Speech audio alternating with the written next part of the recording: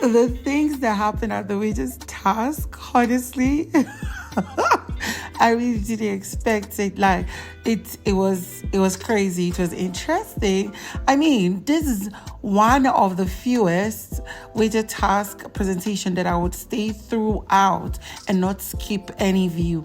So of course, this video is all about the wager task, the twist that Big Brother brought, and then the reward and punishments that still follow through the wager task. Now, of course, as usual, I'm going to be giving you bits of the clips of what happened and then talk about it in details. And if you're here for that, then stick around, subscribe, click on the bell button to miss out for notification on every post I make. Don't forget to share comments down below and also share this video so that more people can get to see. Now let's get right into it. I want to ask a question. Please, what is Muzi and Cecilia doing? See, let's be honest. If Big Brother were to be tough today, I would say that Muzi and Cecilia's presentation would have been one of them that would cause issues, right? But then, unexpectedly, his dance and singing were interesting, rather funny, but they were interesting, right? We saw how he did the dancing first and the singing, and they rounded it up with a fashion runway thingy with what's her name, Mtsuku. I guess that's why he bonded with her during the preparation and all that. And then we saw a wonderful presentation that came from Sipesile, who doubled up as both a radio presenter and then a singer and artist, which was really nice to see. Honestly, this lady can pass through as an actress, a radio personality, a voiceover artist, and even a storyteller, because she is indeed a very good. I mean, from translating both personalities, from sitting down and presenting as a show presenter and then standing up and singing with a beautiful, powerful, resonating voice, I couldn't help but just love it so much, so much. And then moving on from that, the most captivating presentation of the night was that of Tyrone. Tyrone told a story. It was like a Tales by Moonlight kind of feel, nighttime stories by your grandparents telling you the history or the life of someone. And he was talking about how, growing up was not nice, wasn't so good. Being himself was a difficult thing. People used words that were supposed to be to be used to build people was also used to destroy others. For example, like when you fall and injure yourself and start crying, and people are telling you that, why are you behaving or crying like a GAY or an FAG? You guys know the word, right? And then, when something happened, they would be like, why does your voice, or why do you talk or carry yourself like a woman? But now he's here, stronger, better, and is here to make a statement that people are not supposed to define whom you're supposed to be or how you should be, but instead present yourself in the most unique way that you are. And I really resonated with that. DJ, singer, usipesishe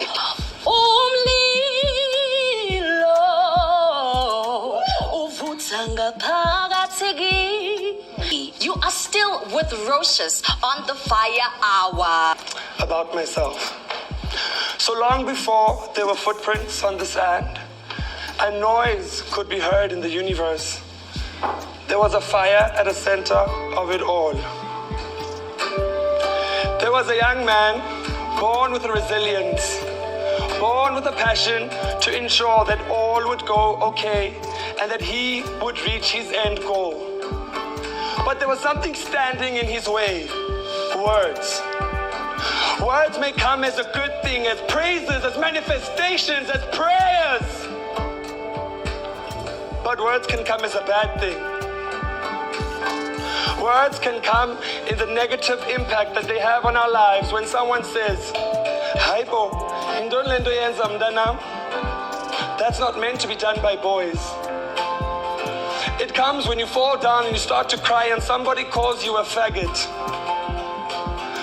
And still in the light of those presentations during the wager task that were outstanding and really elevated the scores of the housemates, that is the best performances. One of them was Nate's presentation of, I think she started by sitting under a cover and, Tyrone, who was the MC, who did an actual very good job at it, introduced her as a beautiful gem and all that. And then a story was told of how depression, lack of self-esteem, and mental health issues had literally, brought her lower than she is supposed to be, how it limited her in different ways that, she couldn't even be bold of herself. And all I could think about was, whoa, this is crazy. You are tall, have an amazing skin, you are beautiful, and yet, mental health did you this bad. But we're glad to see that she's better. And then we saw the presentation by Ezra, whom, gave us a scene like, a tourist scene where you get to visit a certain place and then get to explore beautiful animals, beautiful tropical islands and all the 9 yards, the richness of African land and all that. It was really nice to see because there's one guy who was heard is into farming and hunting and all that, and he needed to give us a feel. Using Nate was a beautiful vibe to it. It brought out a unique life to it, especially when he would shoot and she would make sounds like rawr. I'm like, okay, girl. That was really beautiful. The props of the animal she was holding was also something that was good to see, and I loved every bit of it. Moving on from that, we got to see the storytelling and the beautiful singing of Jojo, who told us a story of how her life moved from grace to grass, something like that, how their father almost lost his life after he lost his job, how she struggled, but then now she's glad to be the first graduate in her family and all the 9 yards. It was really, really also beautiful to see that we saw something that, took our breath away. The second best performance for the night following Tyrone's own presentation was that of Bonni B. The story she told about a young girl who was still in her teenage years, who all of a sudden started developing some crazy pains around her body, especially in her stomach, that at night she would screams that would be so loud as though she was, in labor. And it got to the point that, her sister, the 70-year-old girl, her sister had to take her to the hospital. And then it was now discovered that it was the last stage of her developing or contacting a disease that would shot blood out of certain parts of her body to the point that her limbs, that is her hands and her legs, were amputated. And then furthermore, down in 2024, the 17-year-old girl lost her life, and that 17-year-old girl was her younger sister. I mean, at this point I was in tears. Some of the housemates were in tears.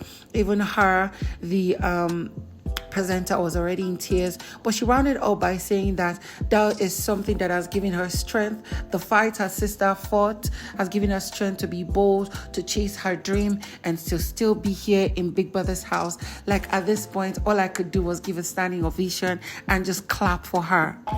This is a testimony to show you that your mental health struggles do not define you. And remember, your brain is a muscle. You can train it. Well, I got a question. Are you guys tired of the everyday life? All the books weighing you down, the job, the boss, the payments and the rent? Well, I do have one exclusive offer for you. A chance to live your dreams at the Ezra estate. We got beautiful creatures to take down.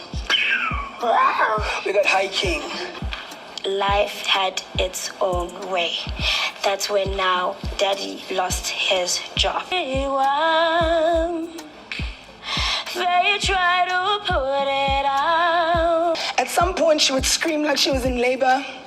So much so that her sister had to take her to the hospital, only to find out that she had contaminated a bacteria called Streptococcus group B. This girl at 17 had to amputate her legs and her arms. Ryan took her last breath. And Ryan is my little sister. And she's always with me, no matter what. And the last but not the least best performances of the night was that of Ashley and another guy. Now, Ashley made a scene, an acting form where she did, Luzuko was her extra, and Luzuko was like her dad. She was telling her dad and the mom a story of how she had a dream that she was in Big Brother's house, Big Brother Mzansi season 5, and then in that dream she was cooking pasta or something, and then she burnt the food, and that was because something was just different, something about her. People were talking. It was as though she was not meant to be here. Like, the girl is stupid and dumb. Why is she in this place? But while they spoke ill about her, there was something building up within her. And, she could hear the voice of God, and she talks to God, even though she doesn't tell her parents. God was telling her that he has a wage offense around her, and that thing that's building up within her is her fire. Nobody can take it from her. Even if they try, fires are not meant to be locked up. Instead, anybody who tries will get burnt. I'm like, oh girl, what is this? That was really nice. And then the beautiful story that Savage told about himself, that growing up was difficult and how he had to struggle to be raised in different parts of South Africa because of lack of resources and family issues, and the fact that he needed to keep up with the lifestyle of his peers. There was so much peer pressure. He would love what his mom gave him, but when he goes out, they would laugh at him because it was not up to standard. His mom couldn't provide as much, but he is proud and bold and glad that he has gotten to this point at his life where he doesn't give two shits about other people. He knows that his mom has tried and is going to do everything to make her proud. At this point, I was smiling and laughing and clapping because this was another presentation that was really, really good. At a point, it got Mandy Hagan, his extra, a little bit of, emotional. I really liked the fact that people could infuse themselves in other people's stories, and it was just all around beautiful to see. Me in a fight, it was crazy. Ashley. Yeah, I guess it's because I joke a lot, and it said to me, oh my gosh, it was almost like umlilo. God said to me, fire doesn't burn for nothing. I built a hedge of fire, because at the end of the day, if you play with fire, you're gonna get burnt. That's it. Hey, mommy! Hi, my baby boy. Hi, my boy. You look so beautiful. And when the wager task was done, Big Brother had a twist to it. So every week, Big Brother is going to be awarding a male and a female with the king and queen of Umlilo of the week. After each wager task, housemates are going to vote with the red balls of fire and put in accordance to the name of a male and a female they feel have contributed for the wager tax the most, and those people will be crowned. And don't get to vote for yourself. And when the buzzer was hit, the housemates were supposed to vote, and the voting started one by one. It was a little bit slow. People had to tell them that they needed to pick up the pace, and this made the housemates have to line up behind each other one by one, and they started voting. At the end, Big Brother awarded Tyrone, he got the highest vote, and what's her name, Cecilia, she also got the highest vote, and they were awarded the king and queen of Umlilo for the week. And then Big Brother in the end announced that the housemates had also won their wager task, but then he was going to punish them for disrespecting Big Brother during the week. Instead of getting 100% of their wager task winnings, they're going to get 50%. Of course, it sucks the housemates, but it was worth it. Say you are the hottest male and female for the week. You will now be crowned for the Umlilo winning. Congratulations. Your wager win will be halved to 50% tonight because of your rule breaking this week. Yeah, so I just hit them with that. The second thing that they don't know is that there's a lot of hard work that goes into Big Brother Mzansi during the festive season. So by the time when I arrive there, I know what the heck I'm talking about and what I'm doing, and essentially what the objective of a live host speaks to. What I'm going to bring are more fashion, more crazy outfits, more crazy hair outfits, and I'm hoping that I influence culture in terms of how we express ourselves, and people are just comfortable with that. Do you know what I mean? Because I feel